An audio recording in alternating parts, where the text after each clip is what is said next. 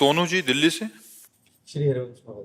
श्री हरिवंश महाराज जी, भगवान एक तरफ हमने सुना है कि मृत्यु के बाद आत्मा को अगला शरीर या जन्म मिल जाता है, जैसे उसके कर्म होते हैं उसी आधार पर अगला जन्म मिलता है, तथा दूसरी तरफ हम मरने वाले व्यक्ति का श्राद्ध या तर्पण करते हैं। यदि मरने के बाद अगला जन्म मिलता है तो फिर श्राद्ध और तर्पण उस जीव को तक कैसे पहुंचता है? पुण्य रूप बनता है। जैसे आपने श्राद्ध तर्पण जो भी किया वो पुण्य रूप बनेगा, और वो जहां भी होगा जिस योनि में होगा उसको पुण्य जो है उठाएगा, उन्नति कराएगा उसका।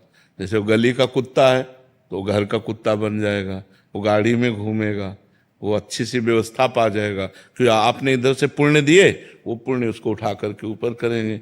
मनुष्य है तो उसमें जा करके उन्नति करवाएगा, वो हमारा व्यर्थ नहीं जाता।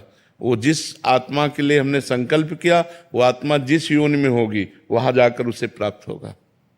महाराज श्री मेरे माता पिता बचपन में ही चले गए थे जी। तो मैं चाहता हूँ कि कैसे उनकी मतलब सेवा कर पाऊँ, मैं छोटा था नहीं कर पाऊँ। हाँ, तो जैसे अब नाम जप कर रहे हो अपने माता पिता को दोगे तो जिस योनि में होंगे उनकी उन्नति होगी, और अगर अधिक नाम जप कर लिए तो उनको भगवान की प्राप्ति हो जाएगी।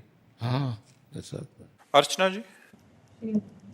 श्री हरिवंश महाराज जी, महाराज श्री जब ये पता लग जाए कि वो हैं और वो मिले ना हो तो बड़ी अजीब सी स्थिति हो जाती है। इस हाल में जीवन बहुत कठिन लगने लगता है और संसार काटने को दौड़ता है। ऐसी परिस्थिति में संसार में रहना बहुत कठिन हो जाता है।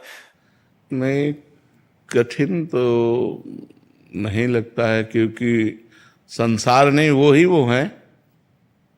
क्यों? अगर वो का तात्पर्य परमात्मा से है तो वो हैं, और कौन है? हम जिससे बात कर रहे हैं उसी से तो कर रहे हैं, हम जिससे मिल रहे हैं उसी से तो मिल रहे हैं। सब में उसी का रूप समाया, कौन है अपना कौन पराया। सब में वही विराजमान है। गोरे उसके, काले उसके, पूरब पश्चिम वाले उसके, सब में उसी का नूर समाया, कौन है अपना कौन पराया। अगर हम उससे प्यार करते हैं तो हम सबसे प्यार करते हैं, क्योंकि सब में मेरा प्रभु विराजमान है। सिय राम मैं सब जग जानी, करो प्रणाम जोर जुग पानी। ये प्रारंभिक स्थिति होती है कि ये सब माया है, लेकिन जहां माया वहां है भी तो है।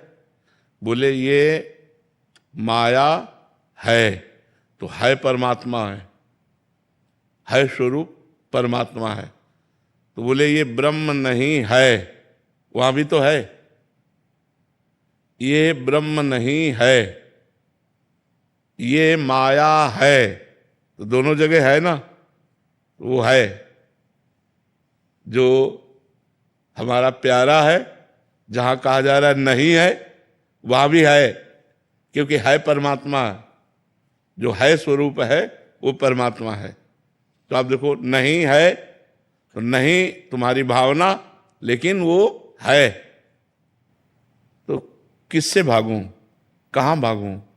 सर्वत्र वही विराजमान है, उसके सिवा कोई और है नहीं। बस ये जानकारी मिल जाए तो हमारा हृदय शांत हो जाए, हमारा हृदय प्रसन्न हो जाए। पर भजन करो और भजन करो, आगे और बढ़ो। प्रारंभिक स्थिति है, आगे और बढ़ोगे तो सब में देखो। गोपीजन कहती जित देखूं तित श्याममयी है, मायामयी नहीं। मैं जिधर देखती हूँ मुझे श्याम सुंदर दिखाई देते हैं। श्याम सुंदर के सिवा कोई है ही नहीं। यमुना जी को देखती हूँ तो वही श्याम रंग, आकाश को देखती हूँ वही श्याम रंग, वृक्षों में देखती हूँ, लताओं में देखती हूँ, घर में देखती हूँ, जिधर देखती हूँ। अब चूंकि पुतरी श्याममयी हो गई तो जिधर देखे उधर श्याम सुंदर दिखाई देंगे। पुतरी राममयी हो गई तो जिधर देखो उधर राम दिखाई देंगे। पुतरी काममयी हो गई तो जिधर देखो उधर दोष दिखाई देगा। सृष्टि कैसी? जैसी हमारी दृष्टि। तो हमें अपनी दृष्टि बदलनी है, भगवत भाव में लाना है। किसी से कहीं कुछ भागने की जरूरत नहीं, सब में वो समाया है। किससे भागूं, कहाँ भाग कर जाऊं? आप हमें बताओ कि यहाँ भाग के चले जाओ, माया नहीं है। आप हमें वो स्थान बताओ जो माया रहित हो, और वो स्थान बताओ जो परमात्मा रहित हो।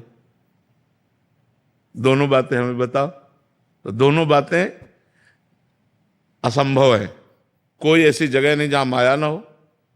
अगर माया से भागे तो, और जिसके लिए भाग रहे हैं, तो कोई ऐसी जगह नहीं जहां परमात्मा ना हो। बस यही बात समझ ले तो हर दिशा सकल भूमि गोपाल की आमे अटक कहा, एक आनंद बना रहेगा। दसों दिशाएं मस्ती में चाहे जिधर भी हो हम अपने भगवान में हैं। जब भगवान सर्वत्र हैं तो यहाँ भी हैं, सब समय है तो इस समय भी हैं, सब में है तो मेरे में भी हैं, सबके हैं तो मेरे भी हैं। क्या परेशानी, मस्त एकदम। नाम जप करो और आगे बढ़ो।